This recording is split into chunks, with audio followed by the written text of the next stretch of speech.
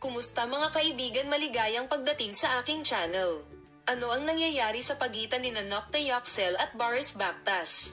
Ang kanilang kalapitan ay pagkakaibigan lamang o higit pa? Huwag kalimutan na panoorin ang aming video hanggang sa wakas upang malaman.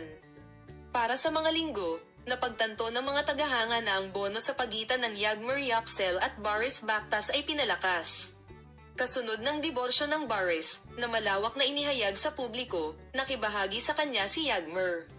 Nagbigay siya ng suporta at lakas ng loob. Kaya ito ay tanda lamang ng isang malalim na pagkakaibigan, o nasasaksihan ba natin ang simula ng isang bagong kwento ng pag-ibig?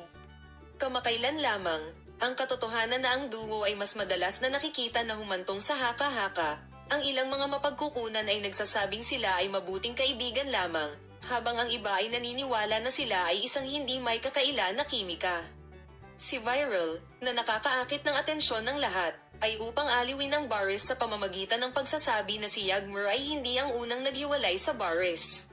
Ang salitang ito ay isang ekspresyon na binibigyang kahulugan ng mga tagahanga ang parehong sumusuporta at mapang-uyam. Ang mga aktibidad sa social media na nagpukaw ng apoy ay nakakaakit ng pansin. Mas gusto nila ang mga post ng bawat isa kaysa sa dati at puna.